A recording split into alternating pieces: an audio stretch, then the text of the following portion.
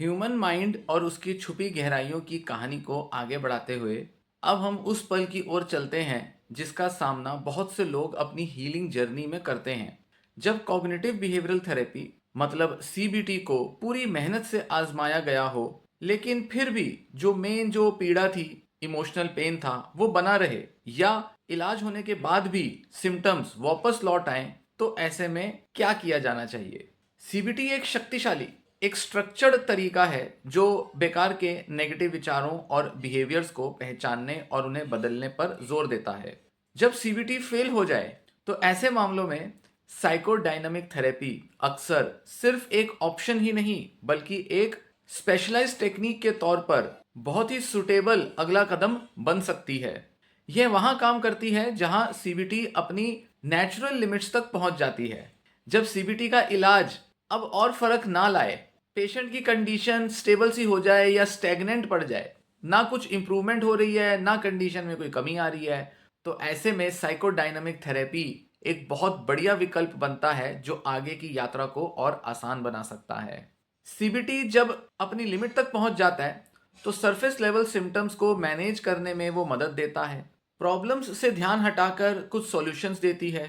पर psychodynamic therapy in surface level symptoms को manage करने की बजाय उन गहरी अनकॉन्शियस जड़ों को उजागर और हल करने पर फोकस करती है जो इन सिम्टम्स को जिंदा रखते हैं, जिस वजह से ये सिम्टम्स सीबीटी या दवाओं की मदद से भी जा नहीं पाते। सीबीटी एक बहुत ही फास्ट टेक्निक है और बहुत ही प्रैक्टिकल टूल्स प्रोवाइड करने में माहिर है। यह लोगों को सिखाती है कि डिस्टॉर्टेड थिंकिंग को किस तरह चैलेंज किया जाए, नए बिहेवियर्स को कैसे अपनाया जाए और उनकी प्रैक्टिस की जाए, और इसी तरह एंजाइटी, डिप्रेशन या फोबियाज को कैसे तुरंत मिटाया जाए, इसमें सीबीटी फोकस करती है। जैसे कि पेशेंट सोचते हैं कि अगर मैं फेल हो गया तो मतलब मैं बेकार इंसान हूँ, इस तरह के डिस्टॉर्टेड थॉट्स को बदलने में सीबीटी हेल्प करती है। बहुत से लोगों को इसकी जो क्लियर स्ट्रक्चर वाली, होमवर्क असाइनमेंट बेस्ड और जो प्रेजेंट पर फोकस करने वाली स्ट्रेटजीज हैं, उनसे बहुत प्रैक्टिकल मदद मिलती है। लेकिन कुछ लोगों के लिए, खासकर कि जिनके मुद्दे, इश्यूज लंबे समय से चले आ रहे हों, बहुत कॉम्प्लेक्स हों और बार बार लौटते हों, तो सीबीटी में जो कॉन्शियस थिंकिंग पर किया जाने वाला काम है और जो करंट जो बिहेवियर या थिंकिंग पैटर्न्स पर जोर देने की जो नेचर है, वो पूरी तरह से सफिशिएंट साबित नहीं होती। सिम्टम्स टेम्परेरी रूप से सुधर सकते हैं, लेकिन वो फिर लौट आते हैं क्योंकि अंडरलाइंग जो इमोशनल कॉन्फ्लिक्ट्स हैं, जीवन के शुरुआत में रिलेशनशिप से जो घाव मिले हैं, इमोशनल टॉर्चर या इमोशनल एब्यूज मिला है, रिजिड डिफेंस मैकेनिज्म्स बने हैं, या कुछ रिपीटेटिव अनकॉन्शियस पैटर्न्स हैं, उनको सीबीटी से एड्रेस नहीं किया गया होता। जब विचारों और बिहेवियर्स के पीछे का क्यों अनकॉन्शियस में छुपा रहता है, तो मन पुराने स्क्रिप्ट्स को दोहराता रहता है, जिससे रिलैप्स होता है, या ये एहसास होता है कि मुझे पता तो है कि क्या करना है, लेकिन फिर भी मैं फंसा हुआ महसूस करता हूँ। ये बहुत लोगों की दुविधा होती है। सीबीटी बहुत लॉजिकल ट्रीटमेंट लगता है, लोगों को लगता है ये थॉट्स तो मुझे पता है कैसे बदलनी है, क्या बदलना है, पर फिर भी सारी प्रॉब्लम्स जड़ से मिटती नहीं है। ऐसे स्टेट में ही साइकोडायनामिक थेरेपी काम आती है। इसी स्टेज पर साइकोडायनामिक थेरेपी एक चमत्कार भी कर सकती है। यह सीबीटी की वैल्यू को कम नहीं करती, बल्कि उसे कॉम्प्लीमेंट करती है या उसके बाद और फर्दर गहराई में जाती है। इसके कोर प्रिंसिपल्स मतलब अनकॉन्शियस माइंड में छिपी कुछ सच्चाइयाँ, लाइफ के कुछ अर्ली चाइल्डहुड के एक्सपीरियंसेस, ऑब्जेक्ट रिलेशंस और डिफेंस मैकेनिज्म्स, और साथ ही थेरेप्यूटिक रिलेशनशिप में जो ताकत है, ये एक व्यक्ति की बीमारी, उसकी प्रॉब्लम्स के कुछ उन पहलुओं को टारगेट करने देते हैं जिन्हें सीबीटी अक्सर अनदेखा छोड़ देती है। जब सीबीटी कमजोर पड़ती है, तब डिफेंस मैकेनिज्म्स की भूमिका सबसे अहम होती है। डिफेंस मैकेनिज्म्स यहाँ विशेष रूप से इंपॉर्टेंट होते हैं। साइकोडायनामिक या साइको एनालिटिक पर्सपेक्टिव से बात करें तो ये जो अनकॉन्शियस गार्जियंस हैं, मतलब जो डिफेंस मैकेनिज्म्स हैं, ये हमारे अनकॉन्शियस में हमें प्रोटेक्ट करने वाले गार्जियंस होते हैं, जैसे कि repression, projection, intellectualisation, denial, splitting, reaction formation. ये सारे जो डिफेंस मैकेनिज्म्स हैं, ये जीवन के शुरुआती दौर में डेवलप होते हैं ताकि हमें भारी जो इमोशनल पेन है, किसी तरह का शेम या कॉन्फ्लिक्ट है, उससे बचाया जा सके। बचपन में तो ये अडेप्टिव होते हैं, पेशेंट की मदद करते हैं, लेकिन एडल्टहुड में मैल एडेप्टिव बैरियर्स बन सकते हैं, रुकावट बन जाते हैं। सीबीटी किसी व्यक्ति को एंग्शियस थॉट को पहचानने और उसे रीफ्रेम करने में मदद कर सकती है। लेकिन अगर वह थॉट किसी डिफेंस मैकेनिज्म जैसे कि इंटेलेक्चुअलाइजेशन या प्रोजेक्शन से शील्ड हो रहा हो, तो उसके नीचे का जो इमोशनल फ्यूल है वो अनटच्ड रह जाता है, उसको छुआ नहीं जा पाता। जैसे कि किसी का वरी का थॉट हो सकता है कि मैं फेल होने वाला हूं, मैं इस एग्जाम में फेल हो जाऊंगा। तो जो इंटेलेक्चुअलाइजेशन डिफेंस मैकेनिज्म है वो पेशेंट को जरूरत से ज्यादा एनालाइज करा के उसके डर को कम करने का प्रयास करता है। लेकिन यही इंटेलेक्चुअलाइजेशन वरी का रूप ले लेता है, जिसमें पेशेंट एक ओवर थिंकर बन जाता है। या प्रोजेक्शन में पेशेंट अपने इनसिक्योरिटीज को, उनका दोष दूसरों पर डाल देता है, जिससे वो फेलियर के डर से और उससे होने वाले नुकसान से, इमोशनल पेन से बच जाता है। जब सीबीटी फेल होती है या प्लेटू पर पहुंच जाती है, मतलब अब फ्लैट हो गया रिस्पॉन्स, अब प्रोग्रेस नहीं हो रही, तो अक्सर इसका कारण यही डिफेंसेस होते हैं जो अनकॉन्शियस मटेरियल को पहुंच से बाहर रखते हैं। व्यक्ति इंटेलेक्चुअली सीबीटी इनसाइट से सहमत तो हो सकता है, कहेगा पेशेंट कि हाँ, कैटेस्ट्रोफाइजिंग इसे और ज़्यादा बिगाड़ देता है, किस तरह से पैनिक सिम्टम्स बढ़ते हैं, कैसे डिप्रेशन महसूस होता है। पेशेंट लॉजिकली हर चीज़ को समझता है और एक्सेप्ट भी करता है। लेकिन गहरी फीलिंग्स, जिसमें पेशेंट बहुत ही अनवर्दी फील करता है, जो लाइफ के शुरुआती नेग्लेक्ट या क्रिटिसिज्म से जुड़ी हैं, उनका जो पैटर्न है वो इन सिम्टम्स को चलाता रहता है। साइकोडायनेमिक थेरेपी इन डिफेंसेस को अवेयरनेस में धीरे धीरे लाती है, उन्हें दुश्मन की तरह नहीं बल्कि मीनिंगफुल प्रोटेक्टर्स की तरह देखती है। तभी इनका नाम है डिफेंस मैकेनिज्म। पेशेंट के डिफेंस में ये डेवलप हो जाती हैं, जिनका की मेन गोल अब इस स्टेज पर पेशेंट समझ सकता है और इनको पीछे छोड़ सकता है। और ये सीबीटी के फेल होने के बाद ही कई मामलों में पॉसिबल हो पाता है। इंसाइट और इमोशनल प्रोसेसिंग के जरिए और एक सेफ थेरेप्यूटिक रिलेशनशिप में डिफेंस मैकेनिज्म्स को कमजोर किया जा सकता है और व्यक्ति को एक असली फ्लेक्सिबिलिटी मिलती है। वह उन फीलिंग्स को महसूस कर सकता है और उन्हें अपनी सोच में इंटीग्रेट कर सकता है जो पहले बहुत दर्दनाक थी और पेशेंट उनसे बचने की कोशिशें कर रहा था। अब पेशेंट उन्हें सिर्फ मैनेज करने या सप्रेस करने की कोशिश नहीं करता, जबकि उनको अपनी अवेयरनेस में लाकर उनसे जुड़ी जो कॉन्फ्लिक्ट्स हैं उनका सामना करके उनकी जड़ों में जाकर इस इमोशनल पेन को दूर भगा सकता है। फिर से हम आकांक्षा का उदाहरण लेंगे। कई राउंड्स सीबीटी के करने के बाद उसकी एंजाइटी और कुछ रिलेशनशिप स्ट्रगल्स सेशंस और होमवर्क असाइनमेंट्स के दौरान कम हो जाती हैं, लेकिन खालीपन और अबेंडनमेंट का डर बार बार लौट आता है। वह नेगेटिव थॉट्स को कागज पर चैलेंज कर सकती है, लेकिन असल जिंदगी में पुराने पैटर्न्स रिपीट होते रहते हैं। साइकोडायनेमिक थेरेपी में वह खुलकर एक्सप्लोर करना शुरू करती है। थेरेपिस्ट नोटिस करता है कि वह पेनफुल टॉपिक्स को इंटेलेक्चुअलाइज करने लगती है, या जो उसकी जो ज़रूरतें जो पूरी नहीं हुई हैं उनको दूसरों पर प्रोजेक्ट करती है, इनफैक्ट थेरेपिस्ट पर भी, जिसे ट्रांसफरेंस कहते हैं। इन डिफेंसेस को क्यूरियोसिटी से एक्सप्लोर किया जाता है। थेरेपिस्ट कुछ ऐसे सवाल करते हैं कि यह डिफेंस मैकेनिज्म तुम्हें किस तरह से प्रोटेक्ट कर रहा है, या तुम्हारी किन इमोशंस से तुम्हें यह बचा रहा है।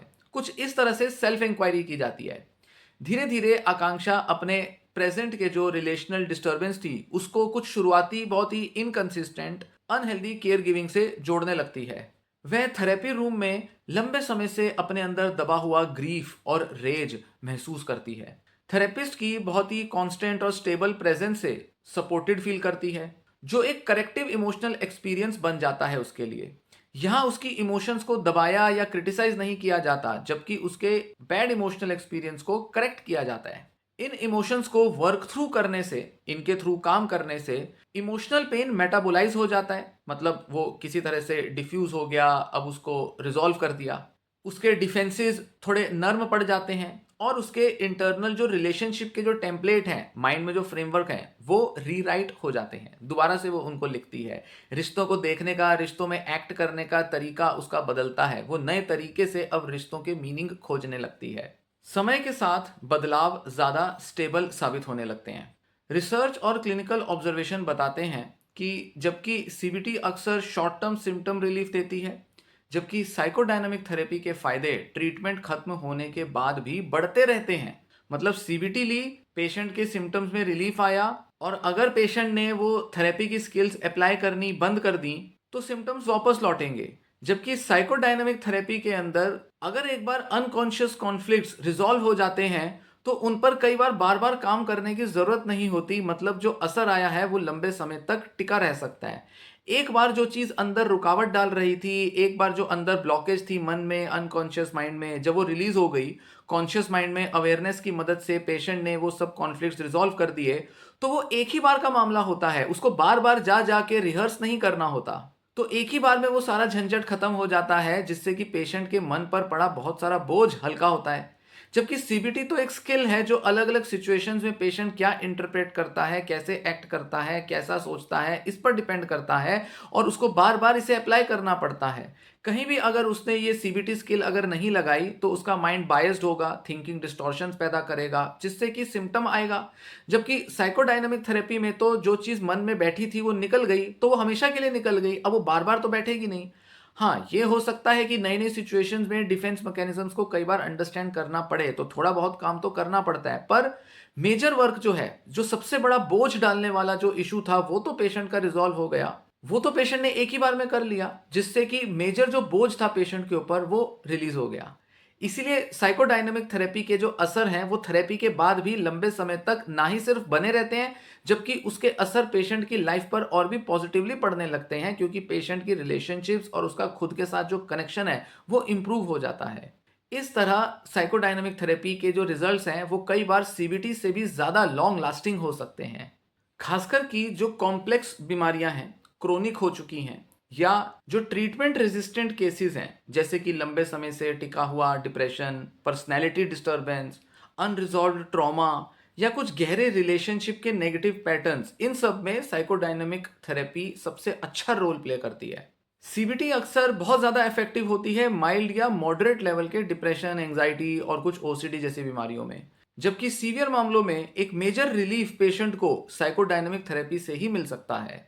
रूट कॉजेज को सॉल्व करके सिर्फ सिम्टम्स को मैनेज करने की बजाय ये रिलैप्स की संभावना भी कम करती है और गहरे में ट्रांसफॉर्मेशन लाती है। ज़्यादा सेल्फ अवेयरनेस मिलती है, इमोशनल फ्रीडम पाता है पेशेंट, रिश्तों की गहराई बढ़ती है और खुद को लेकर पेशेंट काफ़ी ऑथेंटिक और जेन्युइन फील करने लगता है। साइकोडायनेमिक थेरेपी एक ह्यूमन बीइंग की जो लाइफ की जो स्टोरी है, उसकी जो कॉम्प्लेक्सिटी है, उसको पूरा रिस्पेक्ट देती है। ये नहीं कि बस कुछ नेगेटिव थॉट पैटर्न्स को यहाँ ठीक कर रहे हैं, जबकि एक इंसान की लाइफ की कहानी को वैल्यू दिया जाता है और उसको नए तरीके से लिखा जाता है।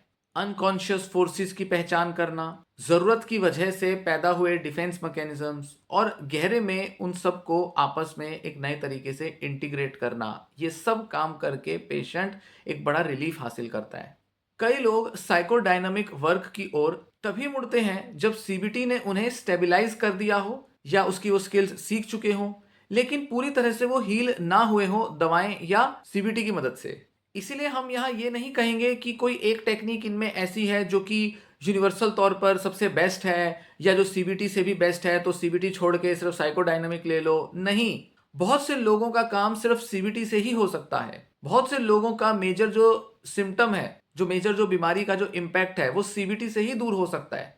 पर अलग अलग मामलों में अलग अलग समय पर इन दोनों इलाजों की जरूरत होती है और अक्सर साइकोडायनामिक थेरेपी को पहली अप्रोच नहीं माना जाता। मतलब ऐसा नहीं है कि दवा के असर के साथ पेशेंट को साइकोडायनामिक थेरेपी ही दें, या जब दवा का असर ठीक ठाक नहीं आ रहा तो पेशेंट को साइकोडायनामिक ही देनी है। आमतौर पर जो ट्रेंड है, जिस तरीके से डॉक्टर्स प्रैक्टिस करते हैं, उसमें यही चलता है कि पहले पेशेंट को दवा दी जाती है, या तो साथ में या उसके कुछ समय बाद पेशेंट को सीबीटी दी जाती है, और जब ये दोनों भी काम ना करें तो ही पेशेंट को साइकोडायनामिक की तरफ बढ़ने के लिए मोटिवेट किया जाता है, उसको एजुकेट किया जाता है। तो ये इलाज की तीसरी चॉइस हो सकती है। हालांकि कुछ कंडीशंस ऐसी हैं, जैसे कि रिलेशनशिप पैटर्न्स की बात बताई या पर्सनैलिटी डिसऑर्डर्स होते हैं, उनमें अक्सर साइकोडायनामिक थेरेपी पहली चॉइस हो सकती है, क्योंकि पर्सनैलिटी डिसऑर्डर्स में कोई दवाइयां कुछ खास काम करेंगी नहीं। वहां सीबीटी को लेकर भी पेशेंट काफी डिफेंसिव होते हैं, इसीलिए साइकोडायनामिक वर्क वहां पर सबसे ज्यादा इफेक्टिव होता है। ये दोनों इलाज एविडेंस बेस्ड हैं और इनके जो आउटकम्स हैं वो अक्सर काफी कंपेरेबल होते हैं। मतलब कुछ पेशेंट्स को, जिनको मान लेते हैं काफी समय से डिप्रेशन है, एक ग्रुप को सीबीटी दी और एक ग्रुप को साइकोडायनामिक थेरेपी दी, दोनों के रिजल्ट्स काफी अच्छे आ सकते हैं और करीब करीब एक जैसे आ सकते हैं। मतलब हम ये नहीं कह सकते कि सीबीटी ज्यादा अच्छा रिजल्ट लाएगी। तो कई मामलों में जहां दोनों थेरेपीज की चॉइस आ जाती है, वहां भी साइकोडायनेमिक थेरेपी को रिकमेंड किया जा सकता है, तो वहां जरूरी नहीं है कि सीबीटी के बाद ही इसे रिकमेंड करें। पर इन दोनों थेरेपीज में जो गहरी पकड़ है वो साइकोडायनेमिक थेरेपी की होती है। क्यों? क्योंकि ये पेशेंट की गहरी मन की परतों को टटोलने में, उनको बाहर निकालने में मदद देती है। खासकर कि जब प्रॉब्लम्स परसिस्टेंट हो, रेजिडुअल सिम्टम्स हो, बचे कुचे सिम्टम्स रह जाएं जो पेशेंट को परेशान करें, या पेशेंट के प्रॉब्लम्स और उसके कॉन्फ्लिक्ट उसके लाइफ के अर्ली स्टेजेस से जुड़े हों, उनकी जड़ें उसके बचपन में हों, तब उस केस में साइकोडायनेमिक थेरेपी सबसे बेस्ट ऑप्शन है। या कई बार पेशेंट को सिर्फ सिम्टम पर फोकस करके इलाज देना काम ना करे, पेशेंट के कुछ कॉम्प्लेक्स थिंकिंग पैटर्न जो सिम्टम से भी ज्यादा गहरी पकड़ रखते हैं, तब उन मामलों में साइकोडायनेमिक थेरेपी दी जाएगी। क्योंकि सीबीटी जो है वो सिम्टम डायरेक्टेड अप्रोच है कि आपको डिप्रेस्ड मूड कम करना है, उसके लिए सीबीटी टेक्निक लगेगी। एंगर कंट्रोल करना है, सीबीटी काम आएगी। पर इस तरीके से सिम्टम को टारगेट करने वाला जो तरीका है वो हर पेशेंट के लिए जरूरी नहीं कि काम कर जाए। इसीलिए साइकोडायनेमिक थेरेपी कई लोगों के लिए पहली चॉइस हो सकती है। साइकोडायनेमिक थेरेपी की यात्रा काफी लंबी हो सकती है, लेकिन उन लोगों के लिए जो परमानेंट लिबरेशन चाहते हैं, मुक्ति चाहते हैं उन पैटर्न से जिन्हें सीबीटी पूरी तरह से रिजॉल्व नहीं कर पाती, उन लोगों को यह थेरेपी इंसाइट, इमोशनल प्रोसेसिंग या इमोशनल हीलिंग और रिलेशनशिप्स को रिपेयर करने में मदद देती है, जिससे कि मन के ये जो गार्जियंस हैं, डिफेंस मैकेनिज्म्स हैं, ये आराम कर लेते हैं। मतलब अब ये डिस्फंक्शन पैदा नहीं करते और व्यक्ति को ज्यादा स्वतंत्र रूप से अब ये जीने देते हैं। नहीं तो ये डिफेंसेस पेशेंट को इतना जकड़ के रखते हैं कि पेशेंट सुखी नहीं रह पाता। तो कंक्लूजन ये निकलता है कि हीलिंग बहुत ही पर्सनल अप्रोच होती है, एक पर्सनल प्रोसेस है। किसी टेक्निक को सब पेशेंट्स पर लगा दो, ऐसे काम नहीं बनता। पेशेंट टू पेशेंट डिसाइड करना पड़ता है और हर पेशेंट के मामले में सिम्टम्स का जो पूरा जो कॉम्प्लिकेटेड जो मन में जो नेटवर्क है, जो जाल है, उसको पेशेंट के हिसाब से ही सुलझाना पड़ता है। इसलिए एक ही थेरेपी सबको दे दी जाए, जैसे कि कोई एक दवा सबको दी जाती है, इस अप्रोच से काम नहीं बनता। जब सीबीटी को पूरा मौका दिया गया हो, उसको अच्छे से प्रैक्टिस में लाया गया हो और फिर भी सफरिंग बनी रहे, तो साइकोडायनेमिक थेरेपी लाइफ के नरेटिव के, लाइफ की जो स्टोरी है उसके गहरे परतों की ओर लौटने का एक तरह का इनविटेशन देती है। कुछ ऐसा बदलाव लाती है जिसमें ना ही सिर्फ कि पेशेंट क्या सोचता है, क्या करता है, उसमें बदलाव आएगा, जबकि इस सोच में भी एक बड़ा परिवर्तन आएगा कि पेशेंट खुद को कैसे समझता है, कैसे देखता है और खुद की पूरी सोच, इमोशंस, थिंकिंग को कैसे इंटीग्रेट करता है, खुद की एक कैसे एक मजबूत सेंस बनाता है।